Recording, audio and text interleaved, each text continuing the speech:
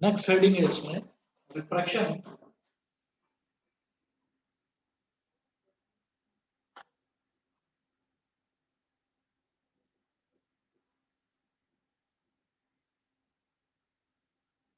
Refraction on the basis of wave theory.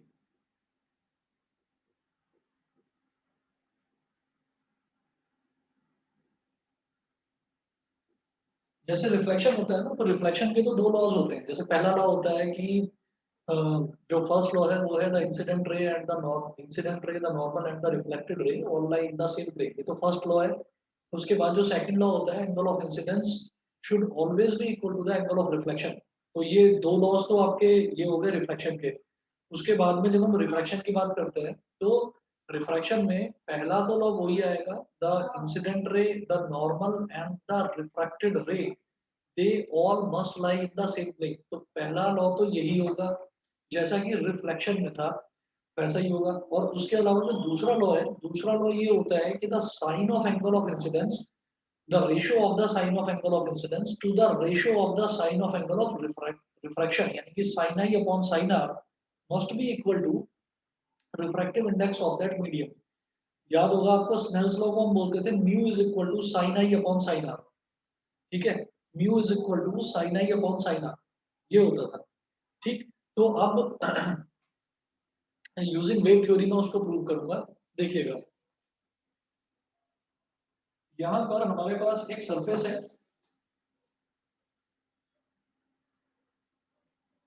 ये एक surface हो गई, ये सरफेस हो गई रिफ्रैक्टिंग सरफेस। रिफ्रैक्टिंग सरफेस का मतलब क्या है?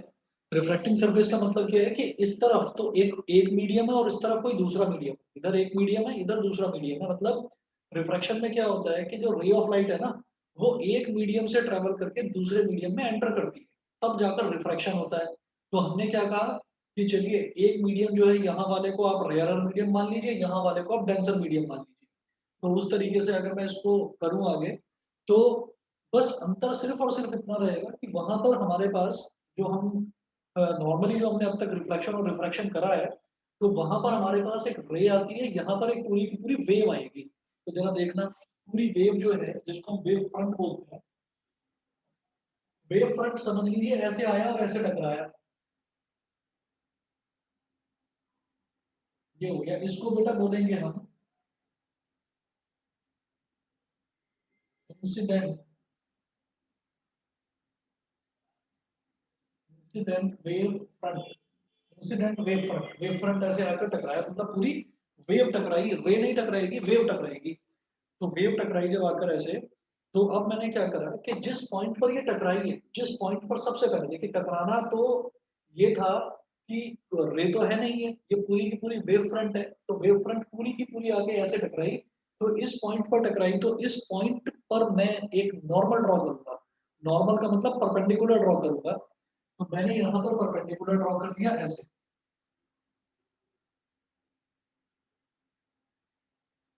ऐसे मैंने परपेंडिकुलर ड्रॉ कर दिया। और इस परपेंडिकुलर को हम आर पार ले जाएंगे, यहाँ पर भी ले जाएंगे, क्योंकि दो मीडियम्स हैं। ठीक है, रिफ्लेक्शन नहीं हो रहा है, रिफ्रैक्शन है। जो वेव है वो एक मीडियम से आ रही है और आके ये दूसरे मीडियम में जाएगी। ठीक है, तो मैंने ये बोला कि ये एन हो गया, एन मतलब नॉर्मल। और इंसिडेंट वेव फ्रंट का फिर वही फंडा है कि ये जो वेव फ्रंट है, ये ऐसे आकर यहाँ पर टकराई। ठीक है, समझिएगा कि ये ऐसे आई, ऐसे आकर ऐसे टकराई। तो सबसे पहले ये वाला हिस्सा टकराएगा, फिर ये वाला, फिर ये वाला, फिर मतलब ये पूरी वेव ऐसे गिर जाएगी। ये पूरी वेव ऐसे गिर जाएगी।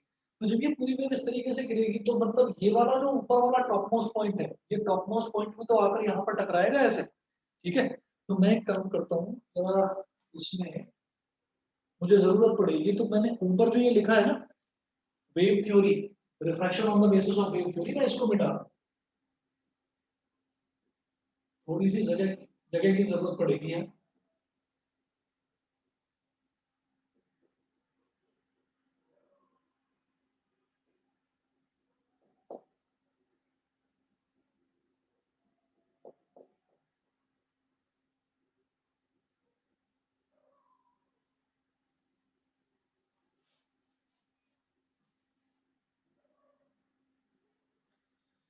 चलो जी, तो ये अब टकराएगी, तो जैसे ये ऐसे टकराएगी तो हमने ये कहा कि ये टकराएगी किस पॉइंट पर, वो कैसे मुझे पता चले, ये किस पॉइंट पर टकराएगी वो मुझे कैसे पता चले। मैं इसको गिराना अभी नहीं चाहता, गिरेगी ये गिर के यहाँ पर टकराएगी। तो हमने ये कहा कि बिल्कुल इंसिडेंट टाइम, बिल्कुल मतलब इनिशियल टाइम पर जब वेव का ये वाला हिस्सा यहाँ पर टकराया, तो यहाँ पर एक वेव आएगी। वो वेव ऐसे आ गई, एक रे ऐसे आई, मतलब बहुत सारी रेज होंगी इस पर। तो ये जो पूरी वेव फ्रंट है, इसके इस वाले कॉर्नर पर हमने एक रे ड्रॉ करी। रे क्या होता है, वो वेव फ्रंट पर परपेंडिकुलर होती है। ऐसे ही मैंने यहाँ पर एक रे ड्रॉ करी ऐसे,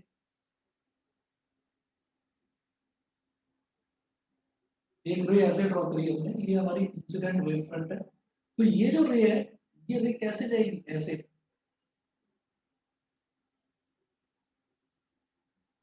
ये रे यहाँ पर ऐसे टकराएगी, ठीक है। उसके बाद सॉरी, अच्छा, और हमने ये बोला कि ये वाला जो मीडियम है बेटा, ये वाला मीडियम हो गया रेयरर मीडियम। रेयरर मीडियम का मतलब यहाँ पर जो स्पीड है, यहाँ पर जो रे की स्पीड है वो होगी v1, और ये हो जाएगा डेंसर मीडियम। डेंसर में जो स्पीड है वो v2 हो जाएगी। भाई रेयरर में और डेंसर में दोनों में स्पीड अलग अलग होती है, तो रेयरर में स्पीड हो गई v1 और डेंसर में स्पीड हो गई v2। अब आगे की कहानी देखते हैं। आगे क्या होगा कि हमने इसको बोल दिया बेटा, इस वाले पॉइंट को बोल दिया हमने ए। ये जो हमारी रे यहाँ से आई, इसको मैंने पॉइंट को बोल दिया एस। तो ये जो रे आ रही है, मतलब ये से ये वेव फ्रंट है, इस वेव फ्रंट पर परपेंडिकुलर लाइन आप कितनी में ड्रॉ कर लीजिए, इनफाइनाइट लाइंस ड्रॉ कर लीजिए। तो इस वेव फ्रंट पर आप जितनी भी लाइंस परपेंडिकुलर ड्रॉ करेंगे वो सारी लाइंस कहलाएंगी रे। और मैं रे क्यों ड्रॉ कर रहा हूँ, क्योंकि रे को किस तरह से रे रिफ्रैक्ट होती है वो मैं जानता हूँ। तो इस वजह से मैंने कहा कि अच्छा चलिए मान लीजिए कि ये एक रे है, एस से जो आ रही है ये एक रे है, तो ये नॉर्मल के साथ जो एंगल बनाएगी वो कहलाएगा एंगल ऑफ इंसिडेंस। ठीक है, तो ये हमारा हो गया एंगल ऑफ इंसिडेंस आई। उसके बाद मैं ये जानता हूँ कि जो वेव फ्रंट है, वेव फ्रंट जो रिफ्रैक्टिंग सरफेस या रिफ्लेक्टिंग सरफेस हो, दोनों में से कोई भी सरफेस हो, जो वेव फ्रंट रिफ्लेक्टिंग या रिफ्रैक्टिंग सरफेस के साथ में एंगल बनाती है, उसको भी आई बोलते हैं, एंगल ऑफ इंसिडेंस। ये भी आई हो गया, और ये दोनों आई हमारे इक्वल है। मतलब एंगल ऑफ इंसिडेंस निकालने का दो तरीका होता है। जो हमने नॉर्मल, जो हमने रेज की अगर हम बात करें, तो रेज की अगर हम बात करते हैं तो रे जो होती है वो पॉइंट ऑफ इंसिडेंस पर, मतलब जिस पॉइंट पर वो आकर सरफेस को टकराती है, वहां पर नॉर्मल के साथ जो एंगल बनाती है उसको हम बोलते हैं एंगल ऑफ इंसिडेंस। और जो वेव फ्रंट होता है, वेव फ्रंट रिफ्रैक्टिंग सरफेस के साथ जो एंगल बनाता है उसको बोलते हैं एंगल ऑफ इंसिडेंस। तो क्या हुआ कि एक रे तो ये हो गई और एक रे ये हो गई। रे क्या होती है, वेव फ्रंट पर परपेंडिकुलर, तो मैंने दो रेज ले ली। रेज कितनी होगी, इनफाइनाइट होगी, लेकिन मैं दो रेज ले रहा हूँ। अच्छा, तो ये रे ऐसे आई और यहाँ पर किस पॉइंट पर टकरा गई, ये वाला जो पॉइंट है, इस वाले पॉइंट को आप बोल दीजिए सी। इस वाले पॉइंट को बोल दीजिए सी, और जो ये वाला पॉइंट है, इस वाले पॉइंट को आप बोल दीजिए बी। ये बी से होती हुई यहाँ पर सी पर टकराई, ठीक है। अब जब ये यहाँ पर रे ऐसे टकराएगी, तो हम ये कहेंगे कि चलिए पहले इस वाली रे की बात करते हैं। तो ये वाली जो रे है, क्योंकि ये रेयरर मीडियम है और ये डेंसर मीडियम है, तो जब भी कोई रे रेयरर मीडियम से ट्रैवल करते हुए डेंसर मीडियम में एंटर करती है, आकृति आवाज आ रही है? यस सर, आ रही है। ठीक है, अच्छा अभी ज्वाइन करा है, मैं रिफ्रैक्शन करा रहा हूँ। वेव फ्रंट मतलब वेव थ्योरी को यूज करके मैं रिफ्रैक्शन करा रहा हूँ। Yes sir. ठीक है, अब देखिएगा कि ये रे यहाँ पर आई, रेयर मीडियम से आ रही है और डेंसर में जा रही है, तो it will bend towards the normal.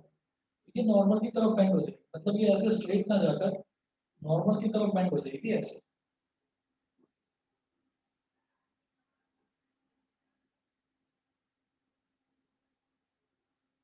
ये, और ये रिफ्रैक्टेड रे है, ये नॉर्मल के साथ जो एंगल बनाएगी इसको बोलते हैं एंगल ऑफ रिफ्रैक्शन। फिर हम ये कहेंगे कि रिफ्रैक्शन है ना, तो आप ये देखिएगा कि जो हमारी ये वेव फ्रंट है ना, ये वेव फ्रंट है, तो ये वेव फ्रंट जैसे यहाँ पर है, तो इसी तरीके से ये वेव फ्रंट यहाँ पर ऐसे, जैसे ये एक सरफेस है ना, तो इसका रिफ्रैक्शन इस तरीके से हो जाएगा यहाँ पर। तो आप ये देखिए ये रिफ्रैक्शन हुआ इस वाले पॉइंट का। तो अब यहाँ पर आपने क्या करा कि मैंने ये कहा कि ये जो वेव फ्रंट है, ये वेव फ्रंट पूरी की पूरी कब टकराएगी रिफ्रैक्टिंग सरफेस पर, इस तरह से कि ये यहाँ से ऐसे आ रही है, वेव फ्रंट ऐसे आया पूरा का पूरा। वेव फ्रंट का निचला वाला हिस्सा है, जो ये वाला हिस्सा है, ये यहाँ पर टकराया, और फिर अगला हिस्सा टकराएगा, फिर दूसरा टकराएगा, फिर तीसरा टकराएगा, मतलब कुल मिलाकर ये जो वेव है, ये वेव फ्रंट पूरी की पूरी ऐसे गिर जाएगी। तो इसका जो टॉप पोजीशन है ये बी वाली, ये यहाँ पर सी पोजीशन पर टकराएगा। और उतने में टाइम कितना लगा, इनको टी टाइम लग गया। तो जो वेव है, वेव की वेलोसिटी यहाँ पर इस वाले मीडियम में, तो वेव की वेलोसिटी v1 है, तो यहाँ से लेकर और यहाँ तक उसको टकराने में टाइम लग गया कितना, v1, सॉरी टकराने में टाइम लग गया t, और जो वेलोसिटी थी वो वेलोसिटी कितनी थी, वेलोसिटी थी v1। तो अगर मैं v1 इंटू टी कर दूं तो वो क्या आ जाएगा, मेरे पास डिस्टेंस आ जाएगा। मेरी बात समझ में आ गई? v1 इंटू टी जो है वो डिस्टेंस आ जाएगा, तो ये v1 इंटू टी हो गया। ये मैं अभी नोट करवाऊंगा आपको एक एक चीज। आप ये देखिएगा कि मैं यहाँ पर क्या कहना चाह रहा हूँ कि जो ये वेव फ्रंट है, इस वेव फ्रंट की जो वेलोसिटी है वो है, यानी कि स्पीड जो है वो है v1। ठीक है, तो स्पीड तो हो गई, स्पीड इनटू टाइम, ये क्या होता है, डिस्टेंस होता है। बेटा स्पीड तो हो गई v1, और हमने कहा कि वेव फ्रंट के बहुत सारे पार्टिकल हैं, तो ये वाला जो पार्टिकल है, ये वाला पार्टिकल तो एकदम इनिशियली टकरा गया, लेकिन फिर अगला पार्टिकल टकराएगा, फिर अगला पार्टिकल, मतलब ये पूरी वेव ऐसे आकर ऐसे गिरेगी। तो ये ऊपर वाला पार्टिकल टकराने में कितना टाइम लग गया, टी टाइम लग गया। तो टाइम लग गया टी, और वेलोसिटी कितनी थी, वेव फ्रंट की वेलोसिटी v1 थी, यानी कि इस पर मौजूद हर पार्टिकल की वेलोसिटी भी v1 होगी। तो v1 इंटू टी, टाइम कितना t, तो v1 इंटू टी ये क्या हो जाएगा, ये डिस्टेंस हो जाएगा b से लेकर c तक का डिस्टेंस। ठीक है, क्योंकि इतना टाइम और इतनी स्पीड। अच्छा जी, जब ये v1 t हो गया, तो मैं ये कहूंगा कि यहाँ पर टकराने के बाद फिर कुछ रिफ्रैक्शन होगा। तो रिफ्रैक्शन कुछ इस तरह से होगा कि हम उस रिफ्रैक्शन को इस तरह से देखेंगे कि भाई जब टाइम t में, जब टाइम t लगा इस पार्टिकल को यहाँ तक आने में, लेकिन जो ए पॉइंट पर जो पार्टिकल था वो तो एकदम इनिशियली टकरा गया, तो इसका मतलब पूरी तरह से रिफ्रैक्शन, पूरी तरीके से एक वेव फ्रंट का कब माना जाएगा, जब ये पूरी वेव फ्रंट आके यहाँ इस रिफ्रैक्टिंग सरफेस पर टकरा जाए तब माना जाएगा उसका रिफ्रैक्शन। उससे पहले नहीं, उससे पहले तो एक एक पार्टिकल टकरा रहा है उस पर आकर। तो सबसे पहले ये पार्टिकल टकराया, तो ये पार्टिकल और मैंने परपेंडिकुलर ड्रॉ करा, तो ये रे हो गई, तो ये रिफ्रैक्शन है। हमने ये कहा कि टी टाइम तक ये पार्टिकल को लगा यहाँ से यहाँ तक आने में टी टाइम लगा, इधर जो पार्टिकल था उसको यहाँ से यहाँ तक आने में टी टाइम लगा। तब तक ये वाला जो पार्टिकल था, ये वाला पार्टिकल ये चुपचाप थोड़ी बैठेगा, ये भी तो ट्रैवल कर रहा है, ये दूसरे मीडियम में चला गया।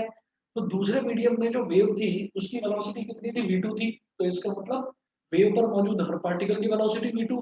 तो इधर वाला पार्टिकल ये यहाँ एंटर कर गया, तो इसकी वेलोसिटी भी v2। तो जितने टाइम में ये यहाँ से यहाँ तक आया, उतने टाइम में ये यहाँ से यहाँ तक चला गया, ये यहाँ से यहाँ तक चला गया। और इसको मैंने बोल दिया बेटा v2t, ये डिस्टेंस v2t, ये समझ में आ गया, ये बता दो। यस सर आ ये गया। समझ में आ गया, क्योंकि अब वो दूसरे मीडियम में है, तो दूसरे मीडियम में जो वेलोसिटी है वो v2 है, और टाइम वही सेम, जितने टाइम में ये यहाँ से यहाँ तक टकराया तो ये v2t हो गया। फिर क्या करा हमने, फिर हमने सर लेकिन जिसका डिस्टेंस v2t है उसका हाँ, कोई एंडिंग पॉइंट तो नहीं है ना? हाँ इसका कोई एंडिंग पॉइंट नहीं है, इसका कोई एंडिंग पॉइंट नहीं है, लेकिन वो एंडिंग पॉइंट पता है किस चीज से डिफाइन होगा, वो इस चीज से डिफाइन होगा कि ये यहाँ पर आकर रुक जाएगा। क्यों रुक जाएगा, क्योंकि तब तक क्या होगा, तब तक ये जो है ना, इधर वाला पार्टिकल ये भी यहाँ पर आ जाएगा, अब इसका भी रिफ्रैक्शन होगा। तो अब ये जो पार्टिकल था, ये पार्टिकल इस पूरी की पूरी जो वेव फ्रंट है इसी का तो हिस्सा था। तो जब ये भी टकरा जाएगा तो बाकी सारे हिस्से भी आ जाएंगे नीचे। तो आप ये देखिएगा ये ऐसा होगा कि आपने फॉर एग्जांपल आपने कंपास का नीडल यहाँ पर रखा और पेंसिल से यहाँ पर आर्क लगा ली, पेंसिल से आपने यहाँ पर आर्क लगा ली। तो इस आर्क पर अगर आप एक टेंजेंट ड्रॉ करेंगे, इस आर्क पर अगर आप एक टेंजेंट ड्रॉ करेंगे तो टेंजेंट परपेंडिकुलर होता है आर्क पर, तो वो एग्जैक्टली सी पॉइंट पर जाकर मिल जाएगा। और जब इस तरीके की आपको, जब आपको ये दिखाई दे रहा है कि ये वेव फ्रंट है, इसमें मैंने इनिशियली एक रे ले ली और फाइनली पॉइंट पर एक रे ले ली, तो मैं देख रहा हूं उनको कनेक्ट करके कि एक ट्रायंगल बन रहा है। तो जब वैसा ही ट्रायंगल आपको नीचे बनता हुआ दिखाई दे जाएगा तो आप कहेंगे हाँ जी रिफ्लेक्शन कंप्लीट हो गई। समझ में आ गई मेरी बात? तो अब हम ये कहेंगे कि जब रिफ्रैक्शन कंप्लीट हुआ है, तो रिफ्रैक्शन कंप्लीट हुआ है, तो रिफ्रैक्शन जब कंप्लीट हुआ है तो आप ये भी तो बताएंगे कि जब इंसिडेंट वेव फ्रंट था ये, तो रिफ्रैक्टेड वेव फ्रंट कौन सा होगा? तो बेटा रिफ्रैक्टेड वेव फ्रंट ये होगा, इसको कहेंगे रिफ्रैक्टेड वेव फ्रंट।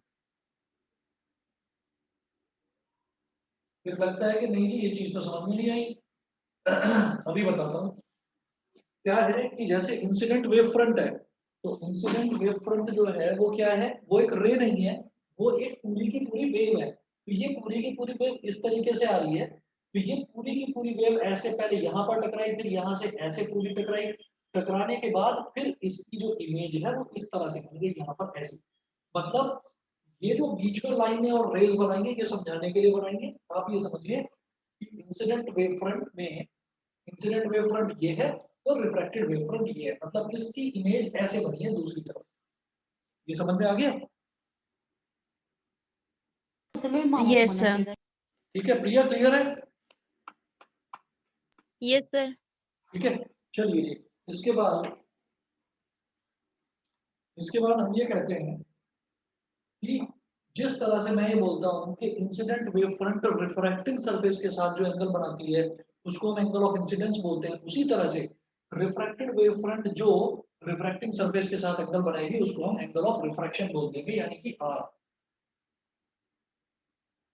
यानी कि ये आर हो गया। अब इसके बाद इसमें जो हमको नोट करनी है थ्योरी वो नोट करिएगा फटाफट।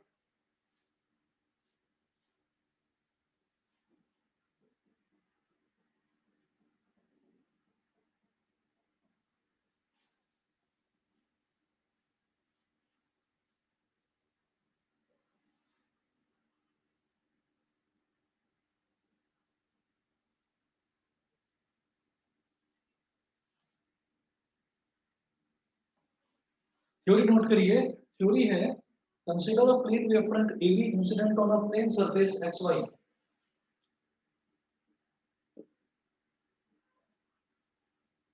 Consider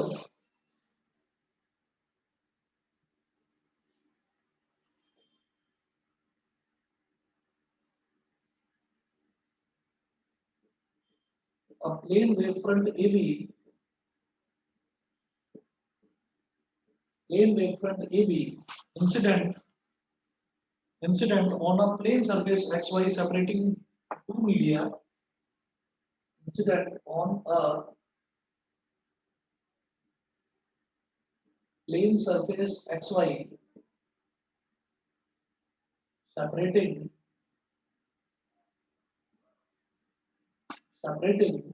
the two media, separating the two media 1 and 2, separating the two media 1 and 2 as shown.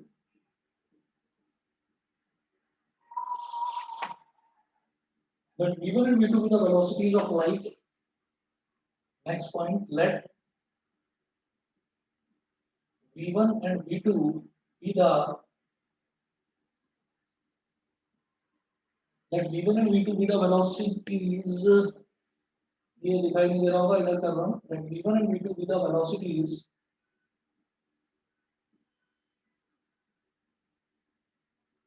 of light in the,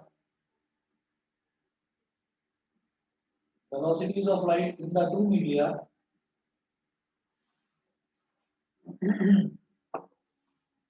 with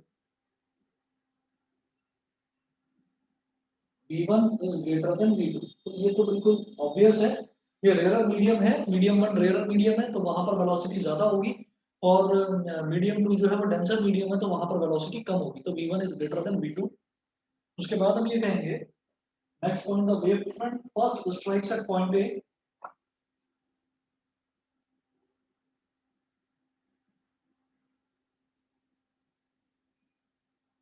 the wave front first strikes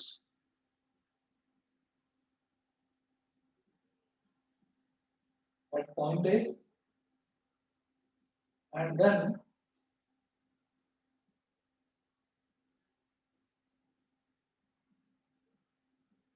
at successive points towards, then at successive points towards C, capital C, and then at successive points towards capital C, full stop.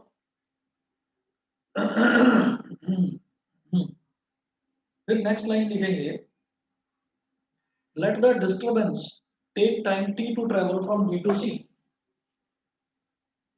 Let the disturbance takes time t to travel, takes time t to travel from B to C. ये B से C तक disturbance को travel करने में time t लगता है, ठीक है। takes time small t to travel from B to C.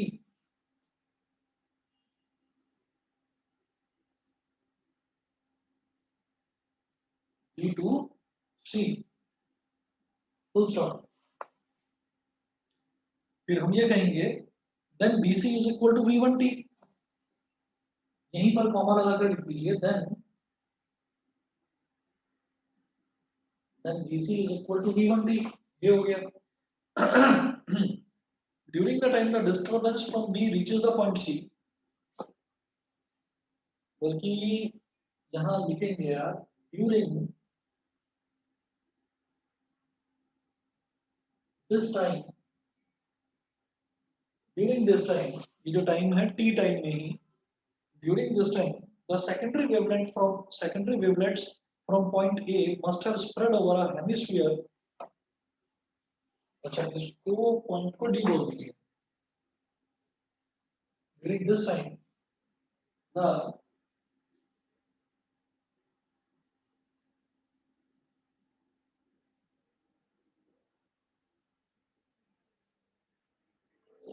secondary wavelets from point A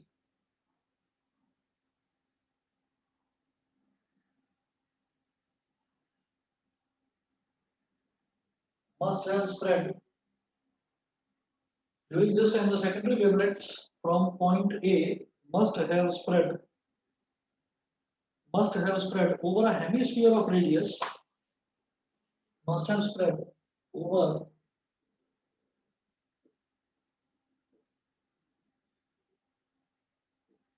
a hemisphere of radius,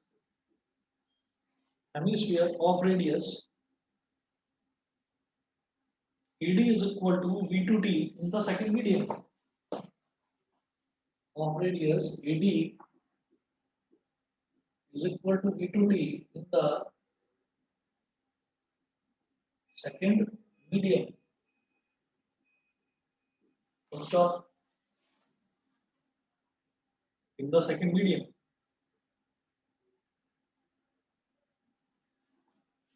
Next point, the tangent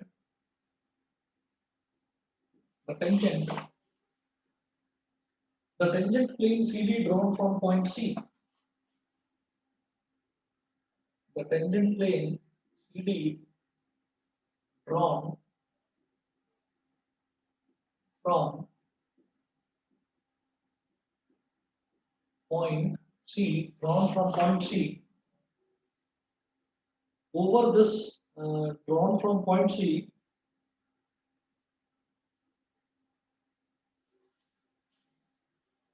towards B, will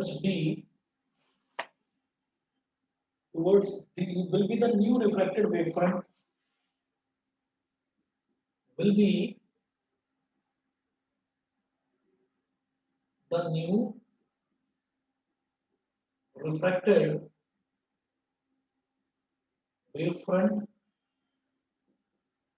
as shown, new refracted wavefront as shown. ठीक है, अब हम ये कहेंगे let the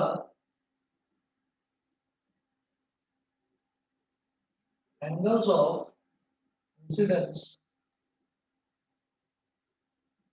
and let the angles of incidence and refraction be I and R respectively, is small I and small r respectively, angles of incidence and refraction ये हो गए small I and small r respectively. ठीक, तो हम ये कहेंगे from right triangle ABC, अगर मैं इसकी बात करूं right triangle ABC की, from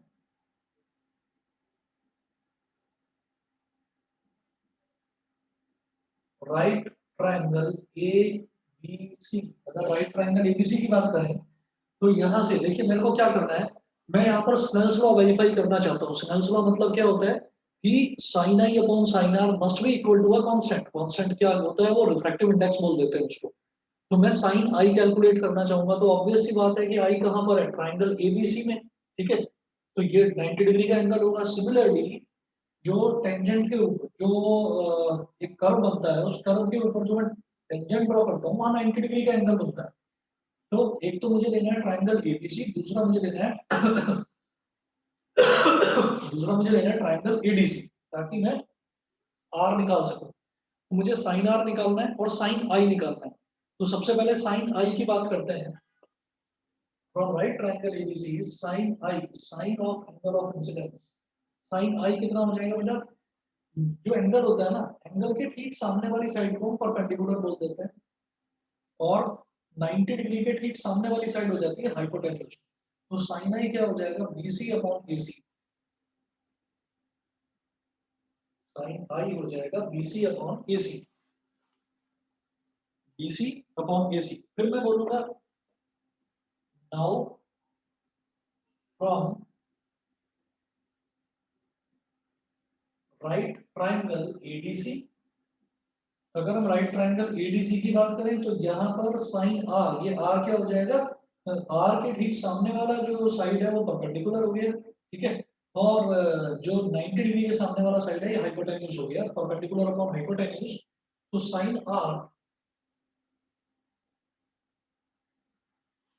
R is equal to AD upon AC. Sine R is equal to AD upon AC. ये हो गया. अभी मुझे क्या करना है, मुझे दोनों का रेशियो निकाल लेना है बस, स्नेल्स लॉ को वेरीफाई करने के लिए. ये इधर वाला पोर्शन है, मैं नोट कर लिया तो मिटा दूं. Yes, sir. कर लिया, दोनों ने कर लिया, हो गया, दोनों ने कर लिया. Yes, sir. Yeah. ठीक है, तो अब आप समझ गए होंगे कि मुझे साइन I और साइन R इन दोनों का रेशियो निकालना है. तो sine I upon sine R करना है.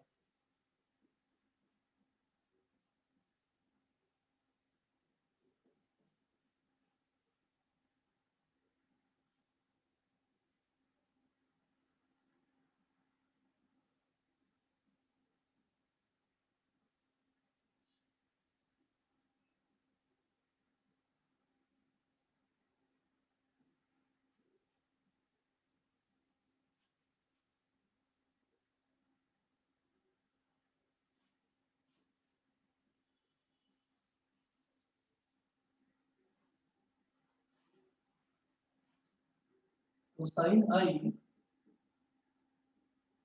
Upon sine R, sine I कितना, BC अपॉन AC, और साइन R कितना, AD upon AC. AD upon AC, AC से AC कट गया भाई, न्यूमरेटर का डिनोमिनेटर और डिनोमिनेटर का डिनोमिनेटर दोनों सेम है, तो वो कट गए. तो sine I upon sine R,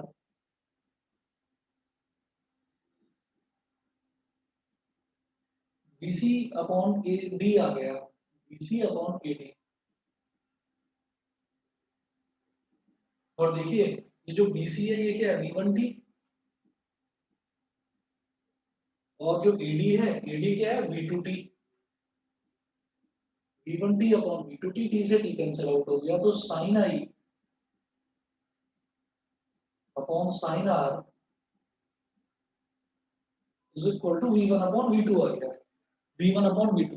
तो ये क्या हो गया, V1 और V1 का मतलब क्या है, is equal to speed of light in speed of light in medium one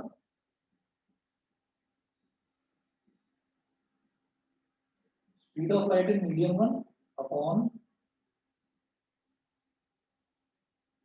speed of light in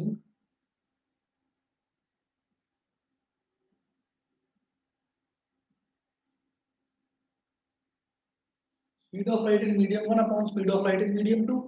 तो speed of light in medium 1 upon speed of light in medium 2 ये क्या है, ये रिफ्रैक्टिव इंडेक्स ही तो है। रिफ्रैक्टिव इंडेक्स जब light आपकी one medium से, फर्स्ट मीडियम से सेकंड मीडियम के अंदर एंटर करती है, तो टू वन म्यू टू बोला जाता है उसको। वन म्यू टू क्या है, कि speed of light in medium 1 upon speed of light in medium 2, ये होता है। तो ये हो जाएगा one mu two, that is sin I upon sin R is equal to, आप इसको जनरली म्यू ही बोल दीजिए। वन म्यू टू से क्या समझ में आता है, हम वन इधर लिखते हैं ऊपर और टू इधर लिखते हैं। तो वन म्यू टू से ये समझ में आता है कि जो हमारी लाइट है वो मीडियम वन से मीडियम टू में एंटर कर रही है, इसलिए वन और टू लिखा जाता है। बेसिकली ये म्यू ही तो है, म्यू मतलब रिफ्रैक्टिव इंडेक्स। और ये हो गया, तो this is called Snell's law of refraction. बताइए जी, क्लियर है? Yes sir. Yes, sir. ठीक है जी। तो हम ये कहेंगे this proves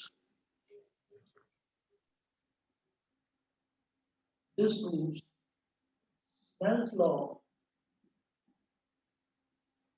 this proves Snell's law of refraction। तो रिफ्रैक्शन का ये तो हो गया स्नेल्स लॉ।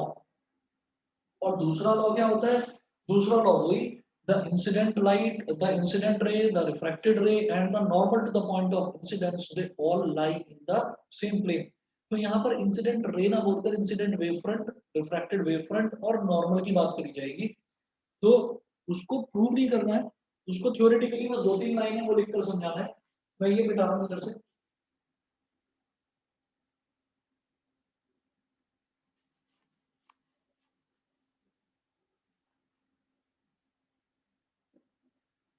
बाकी तो मैंने लास्ट क्लास का वीडियो भेजा था, शायद वीडियो नहीं भेजा ना लास्ट क्लास का। No, sir. ठीक है, मैं वीडियो भेज दूंगा, मैं वीडियो भेज दूंगा आज ही, नहीं तो कल सुबह पॉजिटिवली भेज दूंगा। उसमें ना रिफ्लेक्शन वाला है, तो रिफ्लेक्शन वाला भी नोट कर लेना, उसका भी ऐसे ही प्रूफ था। और ये दोनों इंपॉर्टेंट है। Okay, sir. हाँ, अच्छा प्रिया, तुम्हारे पास फिजिक्स के साथ में केमिस्ट्री और बायो है या केमिस्ट्री और मैथ्स है? मैथ्स है सर। तुम्हारे पास मैथ्स है तो दोनों की इसका मतलब सेम डेट शीट होगी। तो कितना गैप मिल रहा है फिजिक्स में मुझे, मैंने देखी नहीं डेट शीट, ध्यान से 7-8 दिन का है शायद। नहीं सर, मैथ्स में तो सिर्फ 2 दिन है जिनके पास CS है। हाँ नहीं, मैं फिजिक्स के लिए पूछ रहा हूँ, फिजिक्स का सर 8 दिन, मतलब 9 दिन का। मेरे पास 8 या 9 दिन है। मतलब पहले केमिस्ट्री का है, केमिस्ट्री के बाद फिजिक्स है ना, उसमें 8 या 9 दिन का गैप है। सर मेरे पास 6 नहीं दिन सर, का। पहला इंग्लिश है, उसके बाद फिजिक्स है। इंग्लिश कब है? केमिस्ट्री 3rd है सर, इंग्लिश का 4th में को है और फिजिक्स का 13 में को है। अच्छा, तो मतलब 4 के बाद सीधा 13 को, हाँ तो 9 दिन तो चलो, एक दिन अगर रेस्ट भी कर लिया आपने तो 8 दिन है। 8 दिन तो बहुत होते हैं, 8 दिन तो बहुत होते हैं, सारा कुछ आराम से हो जाएगा रिवाइज। केमिस्ट्री सर में बहुत शायद 2 दिन ज्यादा है। है, हाँ बहुत ज्यादा दिन है। हाँ, बहुत ज्यादा दिन है। मैं ये कह रहा हूँ केमिस्ट्री में शायद 2 ही दिन मिले हैं। केमिस्ट्री का कब है?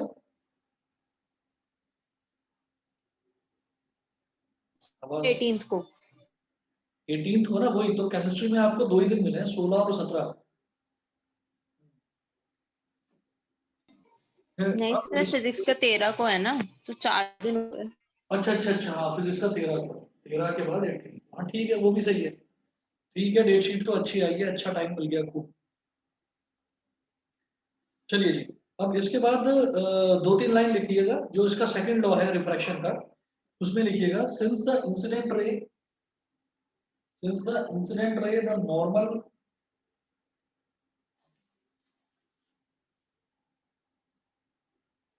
secondly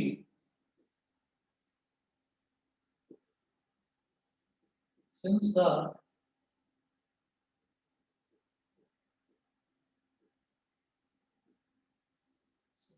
incident ray comma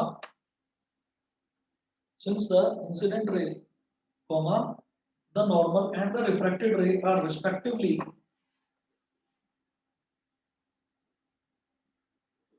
the normal and the, ये जो इंसिडेंट रे है ना, इसको आप ये बोल दीजिए ऐसे, एस ए। नॉर्मल नॉर्मल तो ये है ही, normal and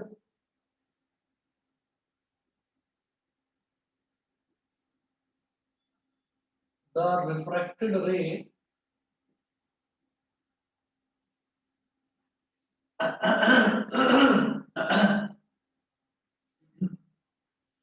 and the refracted ray are respectively perpendicular are respectively perpendicular to the incident wavefront AB, comma, comma, the dividing surface XY, the dividing surface XY, and the refracted wavefront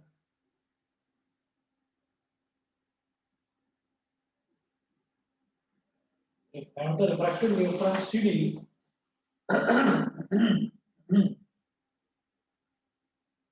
or perpendicular to the plane of paper, or perpendicular to the plane of paper,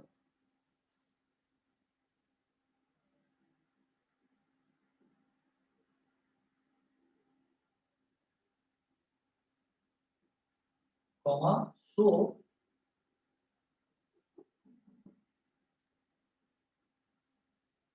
they all lie in the same plane, and this is how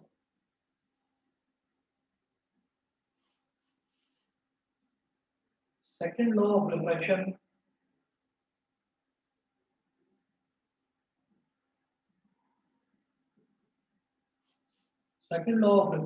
is also proved।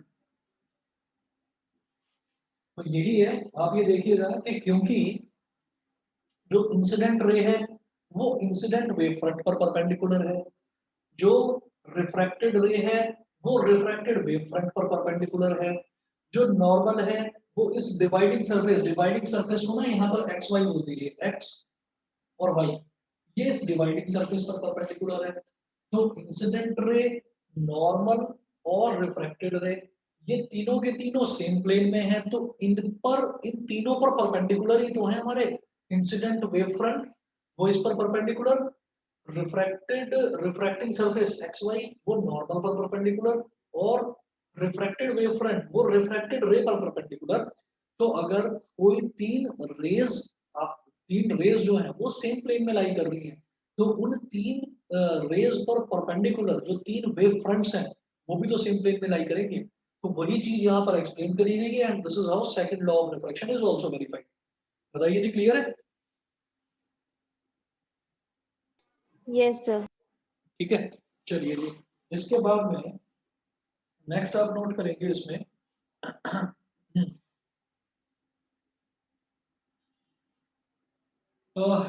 Effect on wavelength, frequency and speed during refraction. मतलब wavelength में, frequency में और speed में जो relation है वो relation क्या है।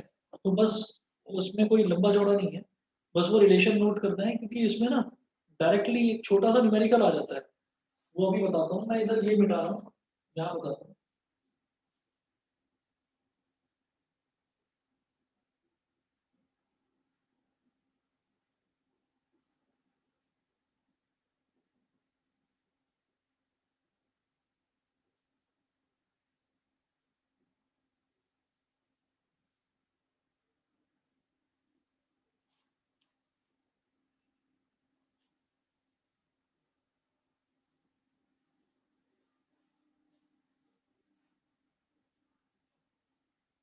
नोट करेंगे effect on wavelength, frequency and speed.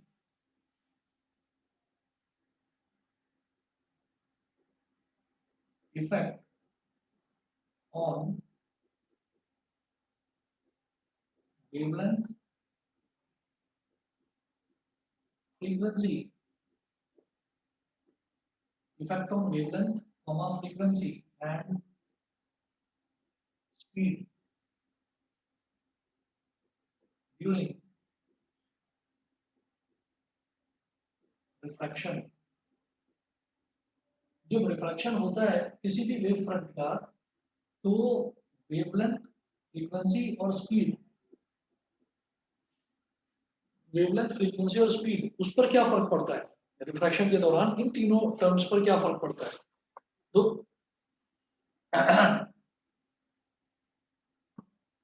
आप नोट करेंगे as the speeds of light v1 and v2, as the speeds of light, as the speeds of light v1 and v2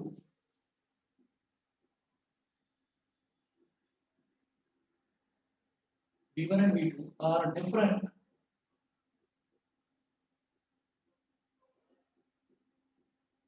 as the speeds of light v1 and v2 are different,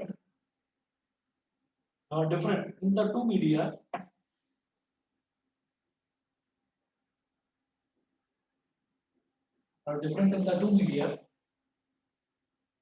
comma the wavelengths lambda 1 and lambda 2,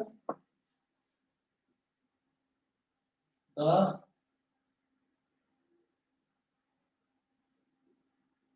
wavelengths lambda 1 and lambda 2 will also be different,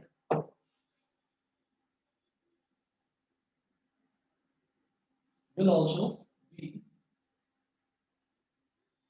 different, will also be different. So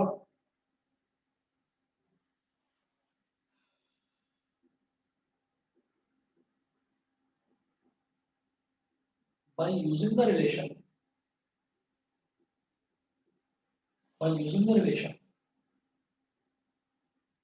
v is equal to nu lambda। v क्या होता है बेटा यहाँ पर speed, nu क्या होता है frequency, और लैम्बडा होता है वेवलेंथ। ठीक है, तो बिल्कुल सेम वही बात है कि आप ये देखिएगा कि ये जो फ्रीक्वेंसी है ना, फ्रीक्वेंसी क्या होती है, यहाँ लिख देता हूँ मैं, since frequency is equal to 1 upon time period. तो लैम्बडा एक तरह से वेवलेंथ है, वेव लेंथ, वेव की लेंथ, लेंथ मतलब लंबाई, लंबाई मतलब डिस्टेंस, डिस्टेंस, और ड्यू को क्या कह सकते हैं 1 अपॉन टाइम पीरियड, यानी कि डिस्टेंस अपॉन टाइम, सीधी सीधी बात है, वेलोसिटी ही होता है। तो ये रिलेशन है, फेमस रिलेशन है, ये करा होगा आपने नाइन्थ क्लास में, हाँ वेव्स पढ़ा था साउंड वाले चैप्टर में, नाइन्थ में करा होगा ये। v is equal to nu lambda. तो हम ये कहते हैं देयरफॉर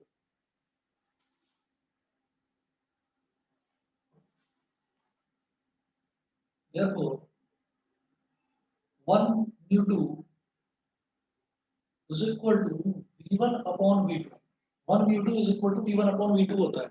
ठीक है, और जो 1 mu2 है, 1 mu2 का मतलब क्या है कि refractive index of medium 2 with respect to medium 1। ठीक, मतलब लाइट रे जब मीडियम 1 से मीडियम 2 में एंटर करती है तो उसको 1 म्यू 2 बोल देते हैं।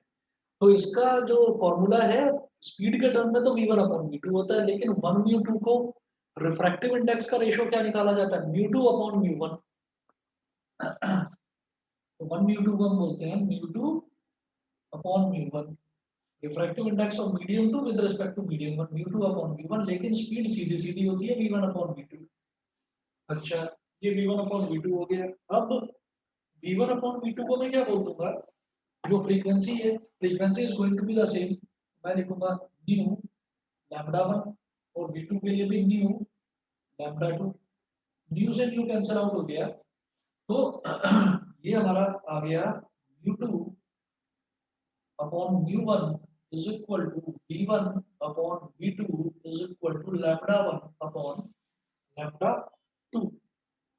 ठीक है, तो ये एक इंपॉर्टेंट रिलेशन है, ये एक इंपॉर्टेंट रिलेशन है किस किस के बीच में, आप ये देख लीजिएगा कि वेवलेंथ, फ्रीक्वेंसी और स्पीड। वेवलेंथ ये हो गया, फ्रीक्वेंसी भाई v1 v2 पता है तो मैं फ्रीक्वेंसी भी बड़े आराम से निकाल सकता हूँ, और ये रिफ्रैक्टिव इंडेक्स। ठीक है, तो मेरे पास ये लैम्डा यानी कि वेवलेंथ हो गया, ये वेलोसिटी हो गया, और मैं फ्रीक्वेंसी भी इससे निकाल सकता हूँ, ये रिफ्रैक्टिव इंडेक्स का रेशियो हो गया। ये रिलेशन तो क्लियर है, इसमें कोई नया नहीं था, बताइए। No sir, yes sir. ठीक है ना, ये तो क्लियर होगा। अच्छा जी, अब इसके बाद में नोट करेंगे, नहीं बहुत है, उसके बाद नोट करिएगा behaviour of a prism lens and mirror. बस इसके लिए इसमें आप ये देखिएगा, जो सिलेबस है, सिलेबस में इसका जो है वो इंट्रोडक्शन ही है, तो आपको बस 3 डायग्राम इसके मैं बता रहा हूँ, बाई चांस अगर आ गया इंट्रोडक्टरी वाला पार्ट जो है वो एक एक नंबर वाले क्वेश्चन में आ सकता है, तो इस वजह से इसके सिर्फ और सिर्फ डायग्राम देख लीजिए कि वेव, किसी भी वेव का जो रिफ्रैक्शन है, रे का नहीं, वेव की बात कर रहा हूँ, किसी भी वेव का रिफ्रैक्शन किसी प्रिज्म के थ्रू कैसे होगा और लेंस और मिरर के थ्रू कैसे होगा वो।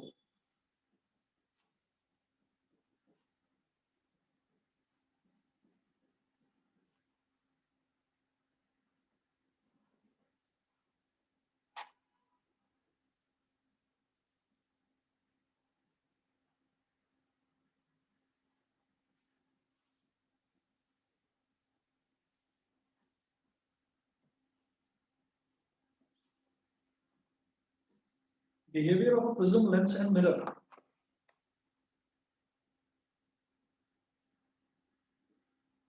Behavior of a prism, comma, lens and mirror.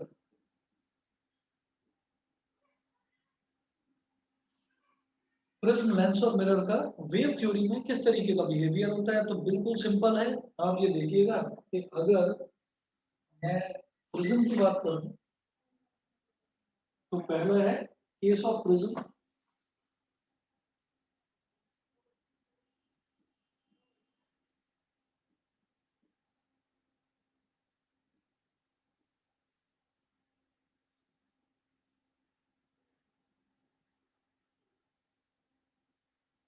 Case of a prism.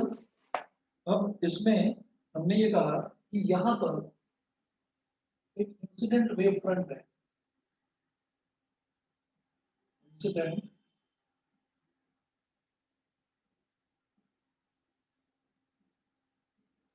Wave front. Incident wave front क्या होगा कि ये ऐसे इस पर टकराएगी, मतलब मैंने क्या करा, देखिए वेव फ्रंट तो पूरी की पूरी टकराएगी ना, लेकिन हमने क्या करा, हमने ये कहा कि यहाँ पर से एक रे ऐसे निकली और यहाँ पर से, मतलब मैं पूरी वेव फ्रंट ना दिखाकर मैं कोई 2 रेज दिखा देता हूँ, तो 2 रेज वो दिखा देता हूँ, कॉर्नर पॉइंट्स वाली दिखा देता हूँ। तो एक ये वाली हो गई रे जो वेव फ्रंट में से आई है, ये वाली रे हो गई, और एक रे ये वाली हो गई ऐसे, यहाँ पर टकराएगी, ये ये टकराने के बाद में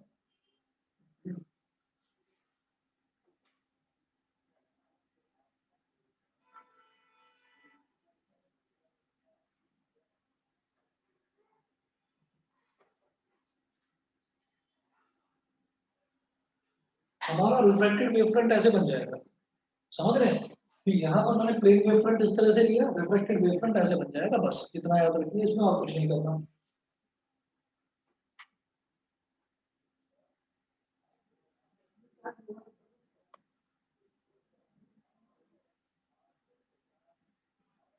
रिफ्लेक्टेड वेव फ्रंट ये हो गया। उसके बाद केस ऑफ प्रिज्म मैंने देख लिया। केस ऑफ प्रिज्म के बाद मैं देखता हूँ कॉन्वेक्स लेंस। कॉन्वेक्स लेंस की बात करेंगे क्योंकि convex lens widely use lens है। इसी तरीके से मिरर की अगर बात करेंगे तो कॉन्केव मिरर की बात करेंगे क्योंकि वो वाइडली यूज्ड मिरर है। तो मैं कॉन्वेक्स लेंस की बात करता हूँ।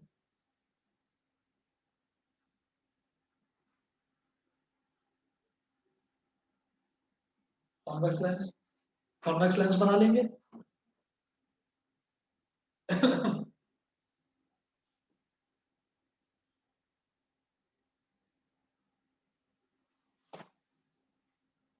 मैंने बोला कि इंसिडेंट वेव फ्रंट हम प्लेन वेव फ्रंट ही लेकर चल रहे हैं क्योंकि अंडरस्टैंडिंग में थोड़ा आसानी रहती है। तो ये हो गया हमारा इंसिडेंट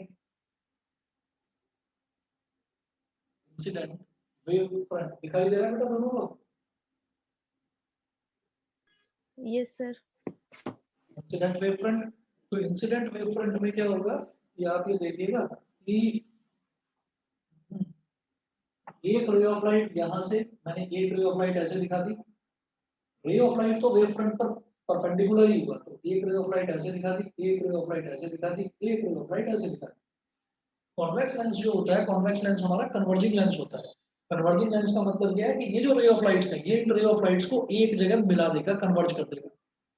तो क्या हुआ कि जैसे एक रे ऑफ लाइट ये यहाँ पर मिल गई, दूसरी रे ऑफ लाइट ये भी यहीं पर इसी सेम पॉइंट पर, और तीसरी जो रे ऑफ लाइट है ये, तो तीनों की तीनों एक पॉइंट पर मिल गई। तो जब तीनों रे ऑफ लाइट एक पॉइंट पर आकर मिल गई, तो ये तो रेज मिली है। मैंने तो तीन ही रेज दिखाई हैं। कितनी रेज होगी एक वेव फ्रंट पे? Infinite rays. तो वो जब सारी की सारी रेज आकर एक पॉइंट पर मिल रही हैं, तो ये एक सिंगल सोर्स ऑफ लाइट की तरह एक्ट करेगा। जैसे कि सारी की सारी लाइट जो है वो यहीं आकर कन्वर्ज हो गई। तो अकॉर्डिंग टू हाइगन्स प्रिंसिपल, जो पॉइंट सोर्स ऑफ लाइट होता है वो स्फेरिकल वेव फ्रंट बनाता है। ठीक है, कर्व्ड वेव फ्रंट बनेगा। तो हमारा रिफ्रैक्टेड वेव फ्रंट बेटा ऐसा बन जाएगा यहाँ से। ये इस तरीके।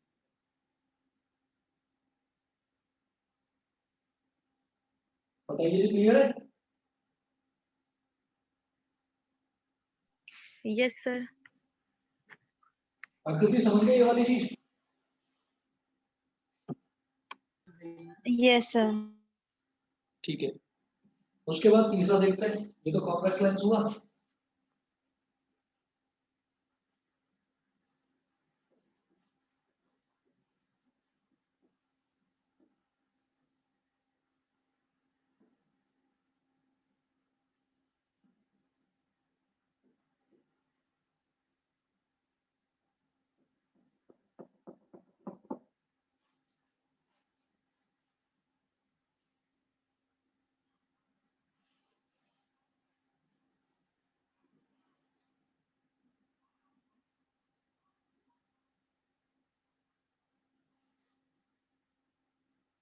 फिर है केस ऑफ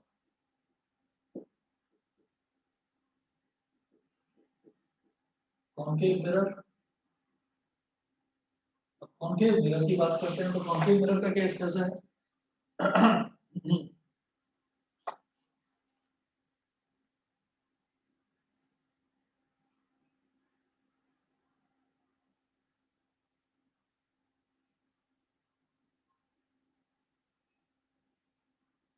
मिरर्स के केस में जो कॉन्केव मिरर होता है, कॉन्केव मिरर को कन्वर्जिंग मिरर बोला जाता है। तो यहाँ पर फिर मैं इंसिडेंट वेव फ्रंट की बात करूंगा तो वही अंडरस्टैंडिंग के लिए आसान रहता है, इस वजह से हम प्लेन वेव फ्रंट लेते हैं। तो ये हमारा हो गया इंसिडेंट वेव फ्रंट।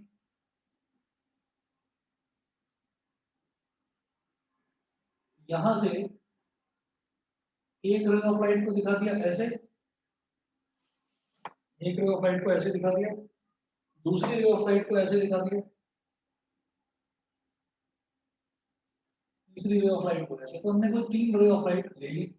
अब क्या होगा, ये तीनों की तीनों रे ऑफ लाइट ये क्या होंगी, ये कोई भी मिरर होता है तो मिरर में अगर हम प्रिंसिपल एक्सिस के पैरेलल कोई भी रे लेते हैं तो वो क्या होता है, वो मिरर से टकराने के बाद फोकस पर आकर टकराती है। तो यहाँ से आप ये समझिएगा, ये ऐसे आ गई फोकस पर, ये रे ऑफ लाइट जो सीधी गई ये वापस आकर यहाँ फोकस पर टकराई, ये रे ऑफ लाइट जो है ये भी टकराने के बाद ऐसे वापस फोकस पर आ गई। मतलब हमने ऐसे ही बता दिया कि ये जो कॉन्केव मिरर है इसका फोकस यहाँ पर होगा, यहाँ से फोकस पर टकराई। तो हमने तो कोई 3 ही रेज ली है ना, तो ऐसी कितनी रेज होगी जो इस वेव फ्रंट में से निकलेगी, कितनी रेज होगी, इनफाइनाइट रेज होगी। सारी की सारी रेज जो है वो तो वेव फ्रंट के पैरेलल परपेंडिकुलर ही होती है, तो सारी परपेंडिकुलर है तो इसका मतलब सारी आपस में पैरेलल, तो सारी रेज आपस में आकर यहाँ पर फोकस पर मिल जाएंगी, एक पॉइंट सोर्स ऑफ लाइट की तरह एक्ट करेगा यहाँ पर भी। तो फिर जब ये पॉइंट सोर्स है तो पॉइंट सोर्स में से क्या निकलता है, पॉइंट सोर्स में से स्फेरिकल वेव फ्रंट ही निकलता है, यानी कि कर्व होगा वेव। यहाँ पर सिर्फ इतना सा ही दिखा दिया, बनेगा पूरा स्फीयर, लेकिन हम इतने से पोर्शन के लिए ले रहे हैं ना, तो हमने सिर्फ इतना टुकड़ा दिखा दिया इसका। ये हो गया, ये हो गया रिफ्रैक्टेड, कि वो लेंस था, ये प्रिज्म था, वहां रिफ्रैक्शन होता है। ये मिरर है तो इसको बोलेंगे बेटा रिफ्लेक्टेड वेव फ्रंट, क्योंकि यहाँ पर रिफ्रैक्शन नहीं होता, रिफ्लेक्शन होता है, तो रिफ्लेक्टेड वेव फ्रंट। बताइए ये तीनों क्लियर है? Yes sir. चलिए जी, फिर प्रिंसिपल ऑफ सुपरपोजिशन और यहाँ yes sir. Double slit experiment कल करता हूँ। ये बता दो कल दोपहर में लेनी है मेरे को क्लास, तो मैं 2 बजे रखूँ या 3 बजे?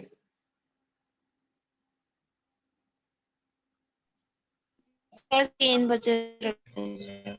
3 बजे रख लूँ? प्रिया तुम बताओ। सर नहीं 2 बजे रख लेना। प्रिया, प्रिया से भी पूछ यस सर, रख लो।